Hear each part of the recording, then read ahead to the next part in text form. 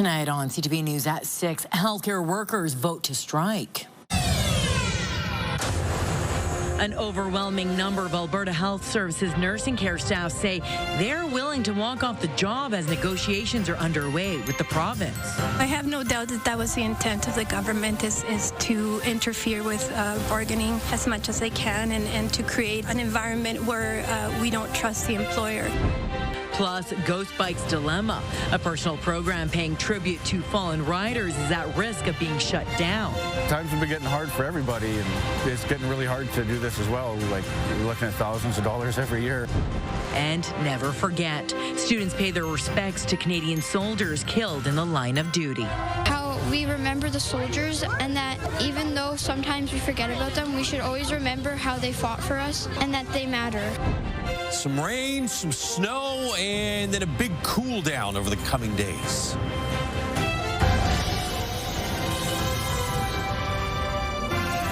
CTV Edmonton, local breaking news with Nariman Issa.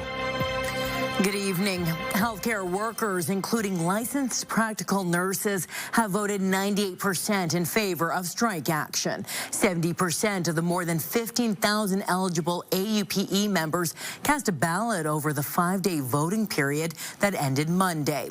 CTV's Brendan Purdy joining us live in studio tonight. And Brendan, what can you tell us about the current situation? Well, Nariman, a potential strike would be province-wide, although essential services would remain intact.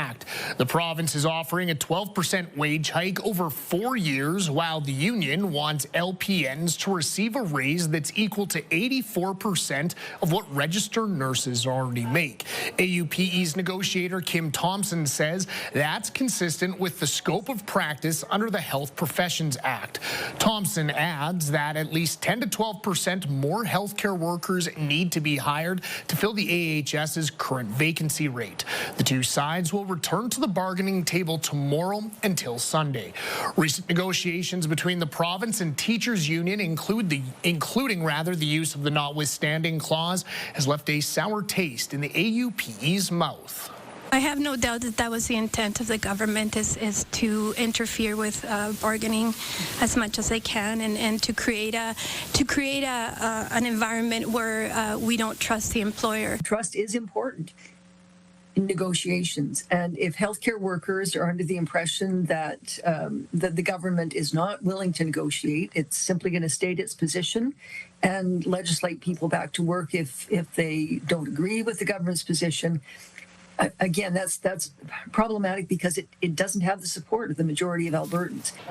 Even though it was just used to bring teachers back into the classroom, Alberta's finance minister doesn't believe that these negotiations will result in the use of the notwithstanding clause. I've said it many times, it's a very specific situation. 2 levels of bargaining, kids already out of class for 3 weeks. It is highly unlikely that you would ever need to be used in a situation where you have a single-tier bargaining unit and it's an essential service. The union says if members do end up striking, it would be scheduled on a rotation to ensure that Albertans still receive the necessary health care. The union could serve a strike notice as soon as Monday, November 17th, and begin striking 72 hours later on the 20th. Nariman? All right. Thank you, Brendan. Well, University of Alberta students held a rally in support of teachers. The Education Students Association organized the rally. The protesters want to send a message that they agree with what teachers were demanding before they were ordered back to work. Among the crowd, students who want to become teachers themselves. It's a way for students to kind of be involved in what teachers are already involved in, just to kind of show their support and solidarity for teachers. And yeah, for pre-service teachers, this is a kind of way to like give them that hope and that solidarity that we're right with them. People at the rally were also opposed to the provincial government's use of the notwithstanding clause to end the teacher strike and impose a contract. Mayor Andrew Knack says he's excited about what the federal budget could mean for Edmonton. Provincial legislation means any dollars from Ottawa must first flow through the Alberta legislature. At a morning press conference outside City Hall, the mayor said he's eager to learn more about how Edmonton will benefit from federal programs in yesterday's budget. Knack says with Edmonton growing so quickly, it needs funding help in many areas to keep up. That includes public transit, new roads, bridges, fire halls, and maintaining existing infrastructure. The federal budget includes billions of dollars for cities and towns to build housing and community projects. Alberta's Provincial Priorities Act prevents direct deals between Ottawa and municipalities. There's no world in which municipalities have a direct relationship with the feds without us having a part in that conversation. We want to see these dollars benefit municipalities. They also need to align with provincial priorities.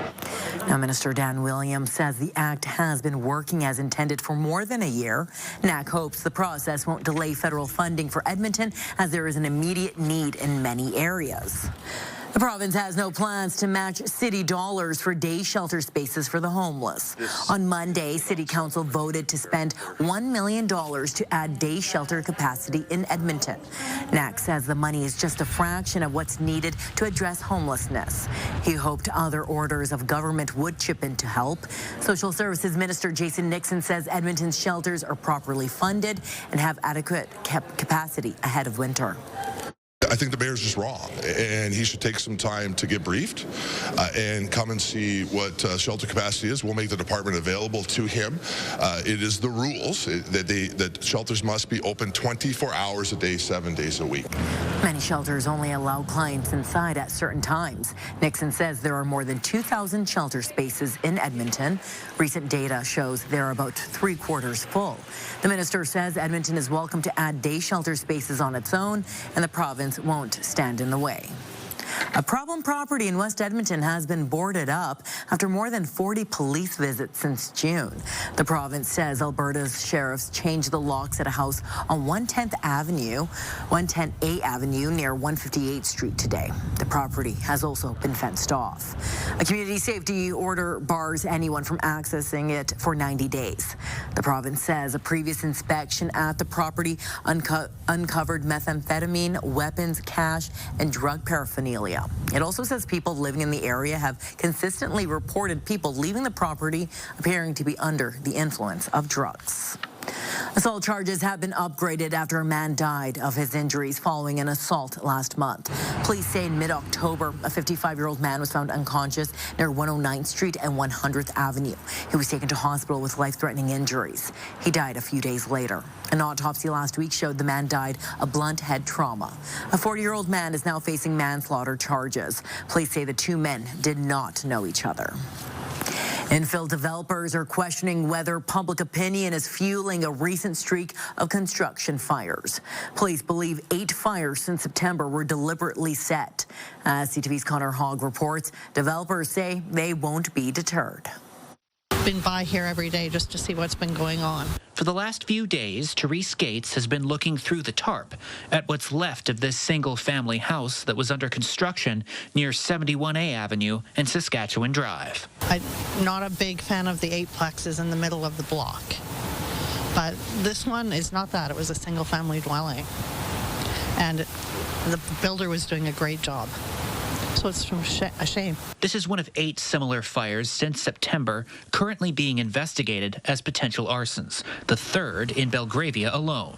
Edmonton police believe they were set deliberately. It affects all of our insurance premiums. It affects construction costs. It affects the cost of doing business. It more calls for service for the fire department, and it's putting people's lives in danger. Belgravia Area Councillor Michael Jans says he's spoken with fire, police, and city staff. He says more security is needed to protect construction sites and neighboring homes. The outcome is terrifying. It's incredibly scary. Fire, as we know, does not behave as planned and can be a threat to all of us in the community. And whatever the cause, whether it's mischief, whether it's arson, whether it's accident, it doesn't matter. People are still committed to going forward with the projects that they've got in the pipeline.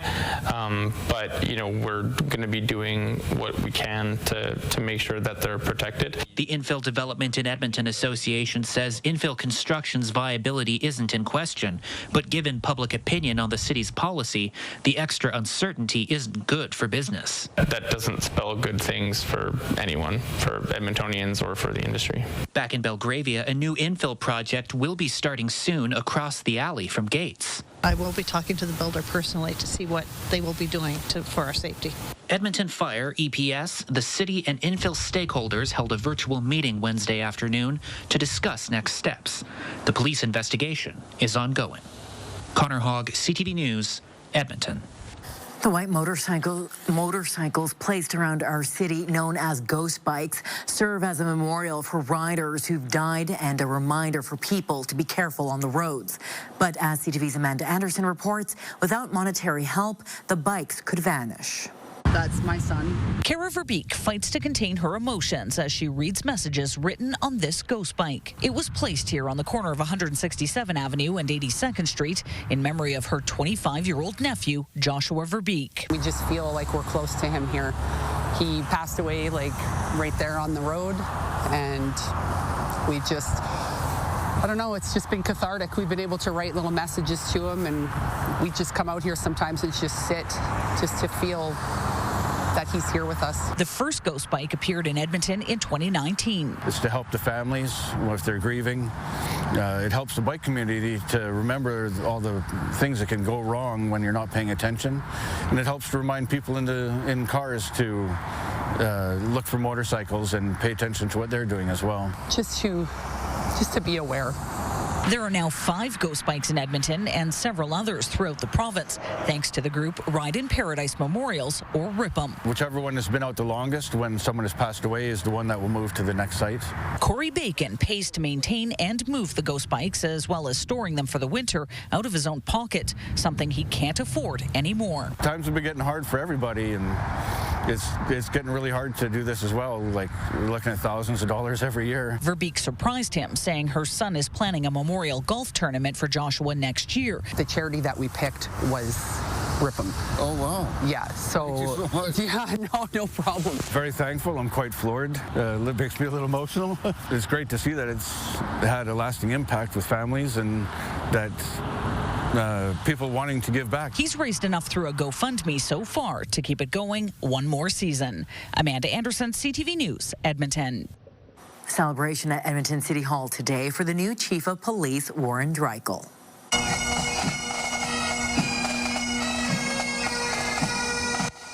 Today's change of command ceremony began with the police service band Pipes and Drums, an Indigenous song from the River Cree Singers. Chief Dreichel was given the position back in September after previously sharing the interim role with Devin LaForce.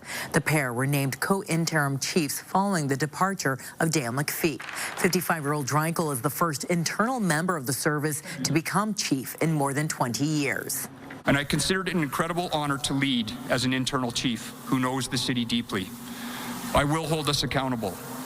I will work tirelessly to make people feel safer, because for me, this is personal. Edmonton shaped me into who I am today. I know what it offers, and I know what it means, and I know what it needs.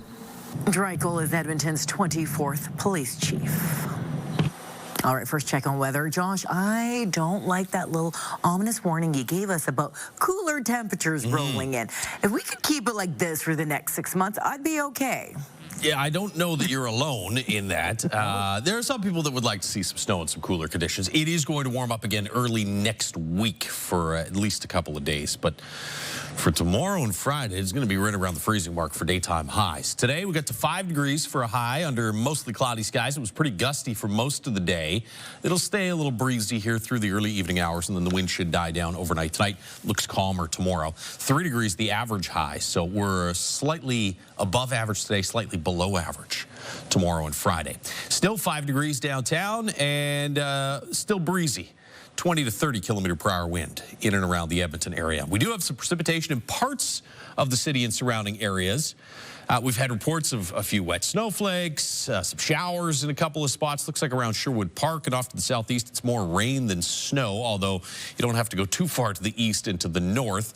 In those white and purple zones, that is more snow than rain. There's a little bit of a break there to the southwest, and then another wave that'll come through later on tonight. So this will probably continue as a bit of a rain-snow mix, or just some showers here off and on, scattered around the city for the next few hours.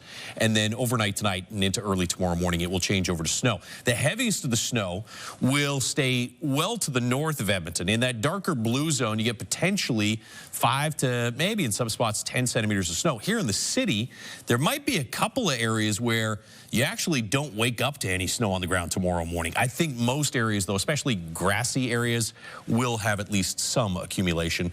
Roadways, well, with temperatures slipping to -2, they're going to be wet and in some spots slick and icy, especially bridge decks, overpasses. Keep that in mind tomorrow morning. Give yourself a little extra time. Cloudy and 1 tomorrow afternoon. There's more snow in the forecast for Friday. We'll talk about that and the warm-up for early next week later in the newscast. All right, thank you, Josh. Well, still to come, calls for Ottawa to maintain the oil tanker ban. We cannot afford to let this happen.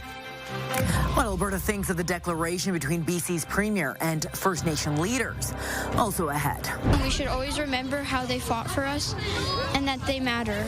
How children are honoring soldiers, past and present.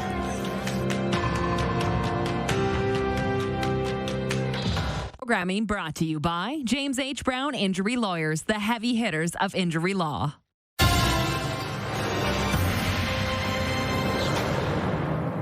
A coalition of coastal First Nations and BC's Premier are demanding Ottawa's oil tanker ban be upheld. It's a wrench in the Alberta government's hope for another oil pipeline project to the Pacific Ocean. CTV's Stephanie Thomas has the latest.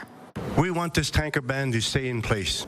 Coastal First Nations Great Bear Initiative and other Indigenous leaders signed a declaration to protect British Columbia's north coast. We cannot afford to let this happen. A moratorium on oil tanker traffic in BC has been in place since 2019, a few years after the Northern Gateway project to connect Alberta bitumen to Kitimat failed. BC Premier David Eby says oil tanker traffic should never resume and opposes renewed interest in a pipeline from northern Alberta to the coast. This declaration is not a reaction to Alberta. Alberta Premier Danielle Smith doesn't see it that way, and in a statement said a single parochial premier cannot block the export of the most valuable asset of 5 million Albertans. A later statement removed that line, but Smith maintained there needs to be support from Ottawa, a credible proponent, as well as extensive First Nation engagement and co-ownership. We absolutely need better market access for our bitumen. It's a huge opportunity to grow wealth from the country. We know how to do it, but there's no easy path right now. Alberta is leading a working group with 3 major pipeline companies, Enbridge, Trans Mountain, and Southbow, to explore a route to northern BC. All 3 declined to comment or did not reply to our requests. Energy experts say if the tanker ban were to be lifted, First Nations leaders may fight it in court. And there are environmental concerns unique to the rugged fjords near Kitimat. Landslide can trigger a hazards cascade. It can trigger a big wave in that fjord or in that lake. That wave can propagate out of the fjord, impacting whatever infrastructure, whether it's villages or ships or pipelines along the coast, etc. Smith has said she expects Prime Minister Mark Carney to announce changes to the tanker ban by Grey Cup Sunday on November 16th. Stephanie Thomas, CTV News, Calgary.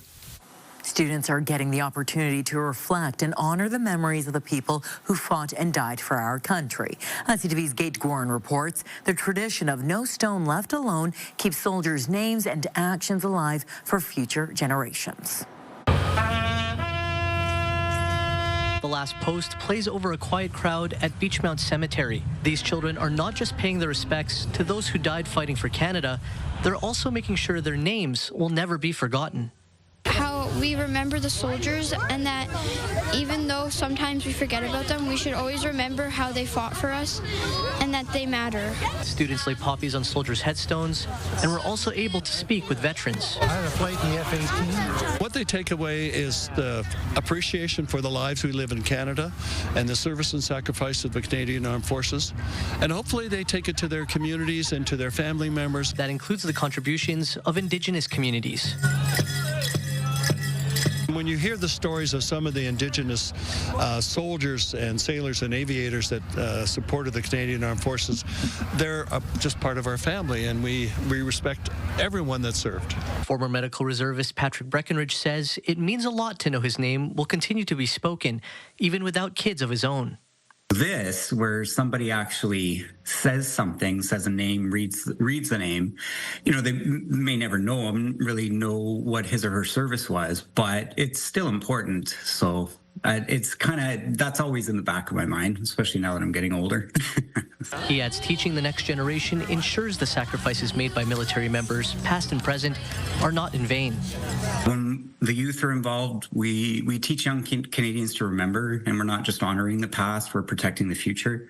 So every poppy that's laid, every name that gets spoken, it keeps that promise that no stone and no soldier will ever be left alone. Laying poppies and saying names aloud, not lost on these students who continue to learn about the people who fought for their country.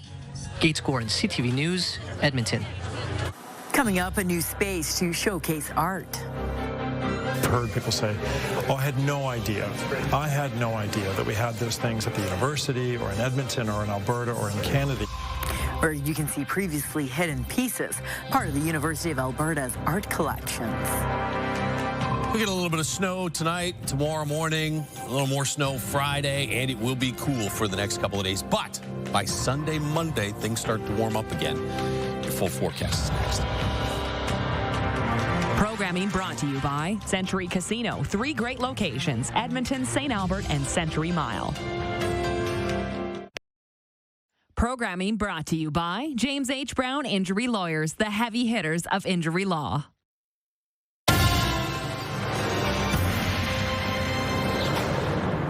The University of Alberta is building a new gallery to showcase millions of pieces of art that were previously hidden away. CTV's Miriam Valdez-Carletti has a sneak peek at some of the treasures you'll be able to see.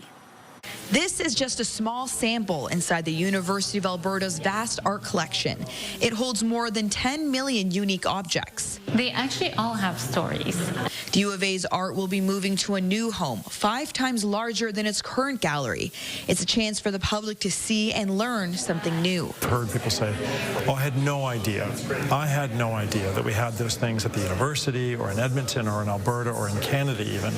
Construction on the new 1,500 square meter gallery began in July. It will be located inside the Telecenter on the school's north campus, shining a new light on some previously hidden pieces. This is so much possibility with 30 collections on campus that cover from art to zoology and everything in between. It's not just paintings and prints. There are also pieces of clothing and artifacts, including this Greater Prairie chicken, which is extinct in Canada. By having a specimen, we can still learn about them, but we can also do research of why did they disappear from Canada. The new space will also be for students to engage in workshops and events. No matter what you want to see and experience, the university says there's something for everyone to enjoy. One exhibition we have in the gallery may not interest a certain group of people. They may just be like, oh, it's not for me. But I have a feeling that over time there will be something for everyone. Entry to the gallery will be free, giving more people an opportunity to see the wonders inside. This gallery and the content and the knowledge to happen without anybody having to pay for that. The gallery is expected to open in early 2027. Miriam Valdez-Carletti, CTV News, Edmonton. All right, we're expecting the first snowfall of the season. I do not have my winter tires on just yet. I probably should get on that, or am I going to be okay? Yeah, you probably want to get on that. We are heading towards colder temperatures, not warmer temperatures. Yeah, I should probably get on that, hey? You're right. First snowfall of the season tonight and tomorrow morning, and then the second one comes on Friday. But I think by the time we head out of the weekend and into Monday, most of that snow, if not all of it, will be gone. Action Furnace River Valley Skycam. Action Furnace fixed right, it's free. Cloudy skies, parts of the city dealing with some precipitation. We're at 5 degrees right now, which is also the daytime high. We've been stuck at 5 for the last few hours. We'll stay there for another hour or so. 1 in Fort McMurray. It's 4 in Red Deer and 5 in Grand Prairie for daytime highs today. You can see most of this is showers. Further to the south, north of Edmonton and off to the west, it is snow that's already coming down, and it will continue to fall as snow through the rest of this evening and overnight tonight for areas north of Highway 16. South of Highway 16, yeah, this is going to be more rain than snow. I don't think there are going to be too many areas except for in through the foothills where you see some accumulating snow. East central Alberta as well. Sorry, I should point out, you will see some accumulating snow, it looks like, around Highway 16 and just off to the south. Provost might even get a little bit of that. It's kind of high, Grand Prairie, Peace River through Slave Lake, Whitecourt areas, and then off into east central Alberta that we'll see the bulk of the snowfall accumulation. As we were talking about earlier, we're right on the edge of the rain snow line here in the Edmonton area. So this will, I think, at some point later tonight and through the overnight period or early tomorrow morning, change over fully to snow. But as far as how much is on the ground when you wake up tomorrow morning, there are parts of the city where the ground is probably just wet. There are other parts of the city where you will have a bit of accumulation. Some of the harder hit areas off to the north and northeastern parts of the city and surrounding areas, 1 to maybe as much as 4 centimeters of snow by the time this is all said and done with, which should be somewhere midday tomorrow. So your morning commute is going to be a lot more impacted than the drive home tomorrow. Roads are going to be slick, icy in many areas, as we said, and you will still have some snow flying as we make our way into work tomorrow morning. So give yourself some extra time there. The drive home, just cloudy skies and cool, as well. The wind will be fairly light. Here's the next system for Friday, and this really develops a lot further south and drops most of its snow south of the Edmonton area. There'll be a little tail that swings its way back off to the northwest, but even that shouldn't give us all that much in the way of accumulation and should be done by late Friday evening. So bulk of the snow tomorrow by midday is off to the north of the Edmonton region in those areas we were talking about before. Let's show you Friday now and watch how this fills in south of the city. So we're kind of on the southern edge of this first wave of accumulating snow and on the northern edge of most of the accumulation on Friday. -2, Fort McMurray 1 and Grand Prairie 3 and Red Deer. Right now it's 5 in Edmonton. We'll see temperatures drop to about -2, so not much change through this evening and overnight tonight. There's your snow starting at some point later on this evening and carrying through at least the morning hours. Should taper off by midday, and we'll get to a high of about +1 tomorrow afternoon. Midnight Friday is the absolute final deadline in the Mighty Millions Lottery. Go to mightymillionslottery.com and you could win the $2.5 million grand prize package. A little bit more snow on Friday, a dusting to maybe a centimeter or 2, and then 2 and 5 for highs on the weekend and back close to double digits for at least one day early next week. All right, thank you, Josh. Well, it is that time of year when many drivers are switching over to winter tires. Now, people looking at a new set might be looking at a higher than usual bill. CTV's Pat Foran reports. It's the calm before the storm at DeGroote's Tirecraft in Scarborough. While many drivers don't switch over their tires until the first snowfall, some are planning ahead so they're ready for winter and colder temperatures. That weather's just around the corner. All the shops are busy now, so the sooner the better. Mike DeGroote has been in the tire business for over 40 years. He says softer rubber compounds, better traction, and shorter braking distances on ice and snow make winter tires the safer choice. I think that it's a challenge to drive in the winter weather now, and people are becoming more aware of that. They're more educated, so they know the value of a good winter tire. Depending on the set of tires you buy, you could pay about 5% more, mostly related to tariffs, inflation, and other factors. Despite the rising price of winter tires, a new survey by the Tire and Rubber Association of Canada finds many drivers believe it's worth the extra cost. The survey finds 80% of Canadian drivers now use winter tires. 84% say winter tires have saved them from an accident or loss of control. 32% say they're less likely to buy winter tires because of increased financial burdens. Canadians everywhere are feeling some financial pressures and pinches due to the higher cost of living. Despite the added costs, the association says drivers can get a break on their car insurance premiums, as well as take advantage of rebates and tire sales. Having a dedicated winter tire means a sure-footed, confident drive. Another tire growing in popularity is the all-weather tire. It's a hybrid which combines the attributes of an all-season and winter tire into one tire. You can leave them on your car all year long. Our testing, they absolutely work. They are not as superior as a winter tire in no conditions, but they are definitely better than all seasons. If you need to buy or switch your tires, it's recommended you don't wait till the snow flies, or you can expect long lineups at tire shops. Pat Foran, CTV News. Coming up, why a Conservative MP crossed the floor to the Liberals. I wasn't feeling that I was aligned with the ideals of what the Leader of the Opposition had been talking about. More on the implications of the move and if others could follow suit. Plus, whether that be delivering on his campaign promises around cost of living. New York's mayor-elect calls out the president after winning the election.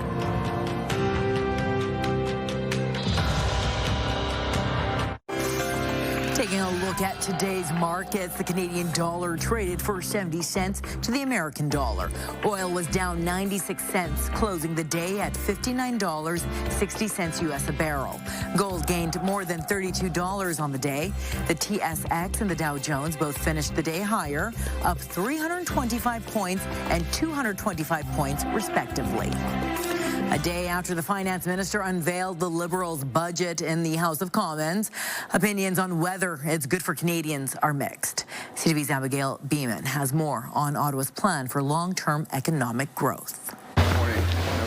At an Ottawa light rail yard the morning after the budget, the Prime Minister highlighted its $51 billion Build Communities Strong local infrastructure fund. Canada's strength wasn't built in the halls of Parliament. It was built in our communities.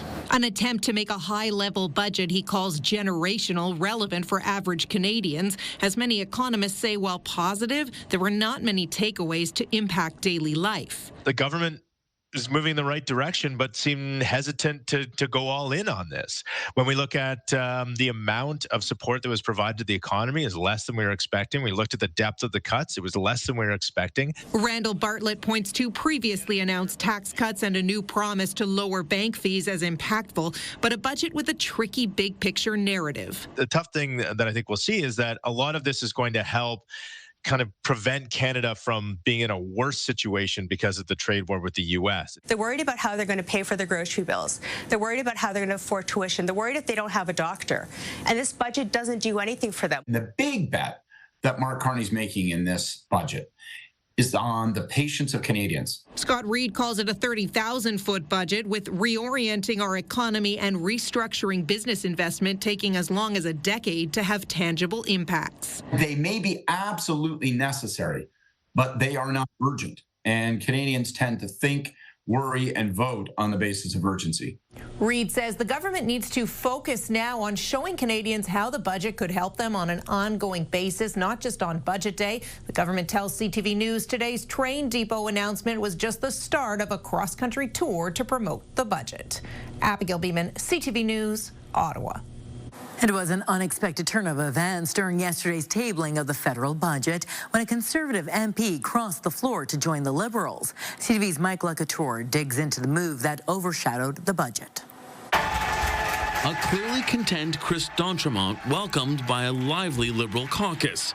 The Nova Scotia MP says his decision to cross over came down to serving his constituents and issues with Pierre Poilievre. Over the last number of months, I wasn't feeling that I was aligned with the ideals of what the Leader of the Opposition had been talking about. I'm honored. The newest Liberal accompanied the Prime Minister to his post-budget press conference, where Mark Carney had this message for all parliamentarians. Wherever they're sitting in the House.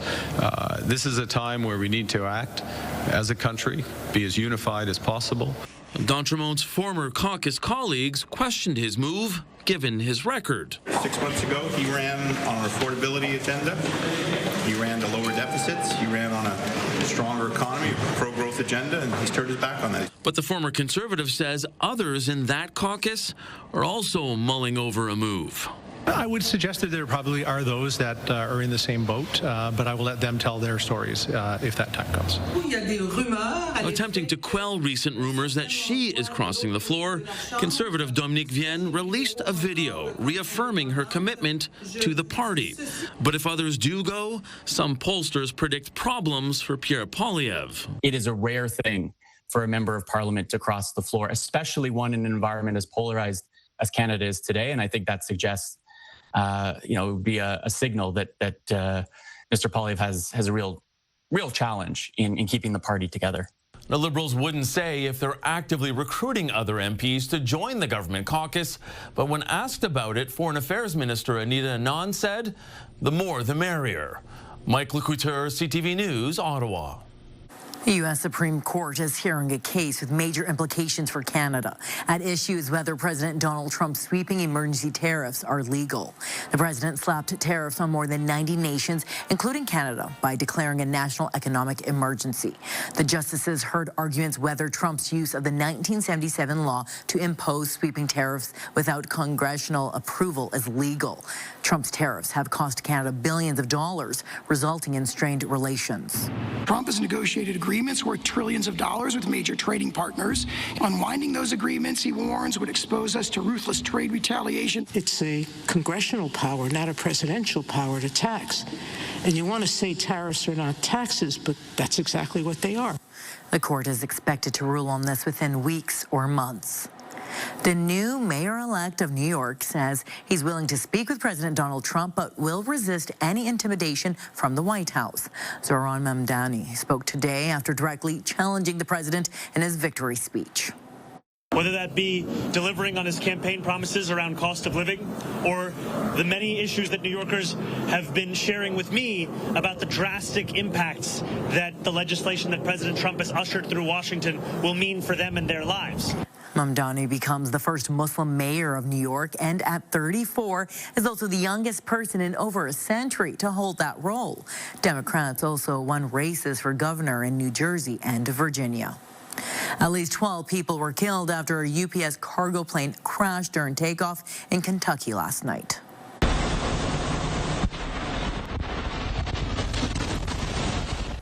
The crash happened as the aircraft was taking off from the Muhammad Ali International Airport in Louisville. Multiple cameras caught the plane going down and then the engulfed plane streaking across the airport. Of the 12 people killed, 3 were crew members on board. Kentucky's governor says the number of victims is expected to rise. We're still ahead on CTV News at 6, a continuation of the crime tapes. 2 blue rubber gloves sent to a lab in Ontario matched Leanna White's blood and DNA. The evidence that convicted Michael White following the murder of his pregnant wife. Stay with us.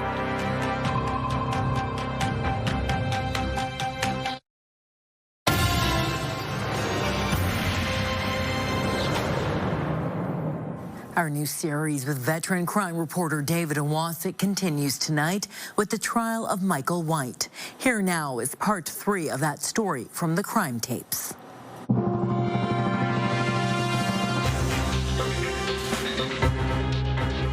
Michael White's second-degree murder trial before a jury began in November 2006.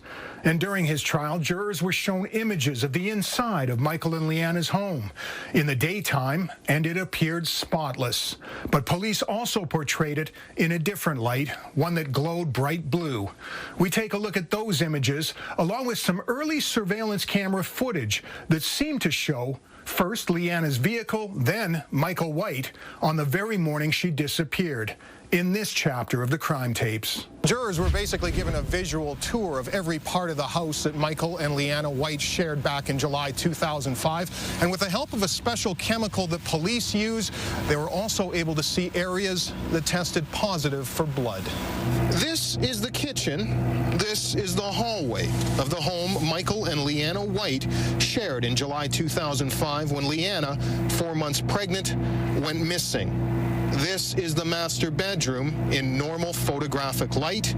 And then, after police sprayed a special substance, a darkened exposure that shows nothing but a neon blue image, the jury was told that a special spray called luminol turns this color when there's a positive chemical reaction for blood.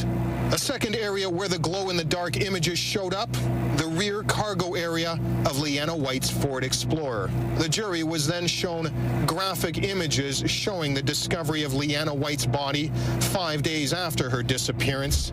Michael White was being watched by police, especially in the early days just after his wife was reported missing. Investigators doing surveillance watched him as he drove down a road on the edge of the city, went into tall grass in a ditch, and pulled out 2 garbage bags full of who knows what. When White took those bags home and placed them in his trash cans, police made sure an officer was on the actual garbage truck that picked those bags up, because what was inside became a big part of the Crown's case against Michael White. This DNA expert told jurors that 2 rubber gloves he tested for police matched for blood belonging to Leanna White and for skin cells belonging to Michael White. Investigators who took garbage bags from Michael White's driveway after his pregnant wife went missing found items inside. They believed they held blood and DNA. An expert told the jury today they were right. 2 blue rubber gloves sent to a lab in Ontario matched Leanna White's blood and DNA. The odds it's anyone else's? 1 in 5.1 trillion. In the fingertips, more DNA from skin cells. It matches the accused, Michael White. The odds of another Caucasian matching the profile, 1 in 8.7 trillion. A major piece of evidence the Crown was never able to show jurors in Michael White's murder trial, the murder weapon. One was never found. His wife Leanna's remains showed evidence of stab wounds, but the trial would never see the actual knife with any fingerprints or blood on it. What was presented, although not a smoking gun, seemed to show both the suspect and the vehicle together on the day Leanna was reported missing. My colleague Sheldon Larmand covered that day in court. Police believe this video was shot at 4:59 a.m. July 12th. It's a fleeting glimpse of an SUV. 11 and a half minutes later, a man jogs past the camera, heading in the other direction.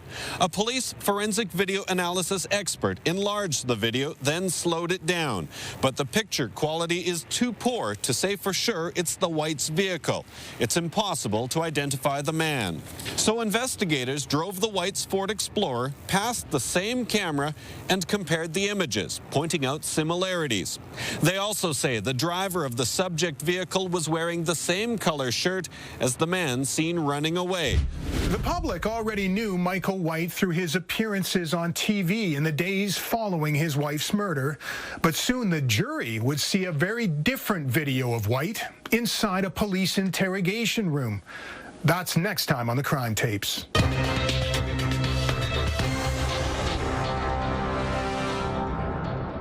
Stay with us. We've got another full night of great shows for you tonight on CTV.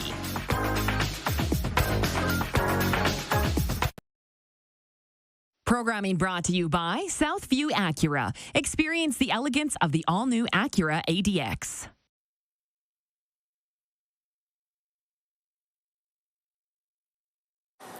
A local donation drive for Jamaica has exceeded expectations. Organizers say they have more donations than barrels to ship the items.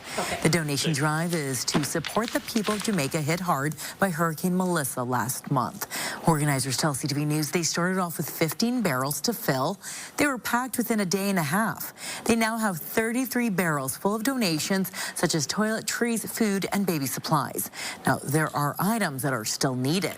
Right now, we have a need for tarps, hammers, nails, hardware supplies, really. You know, supplies that can allow people to rebuild, you know, because a lot of people have lost their homes, they've lost everything. Now, to donate, you can reach out to Mark Wallace through his Instagram, Shot by Mark. Donations are going to 3 different organizations in Jamaica. We get some showers turning over to some snow at some point overnight tonight or early tomorrow morning. Parts of the city could see some snow, especially on grassy areas when you wake up tomorrow morning. Roads will be a little slick and in some spots icy, so keep that in mind for your morning commute.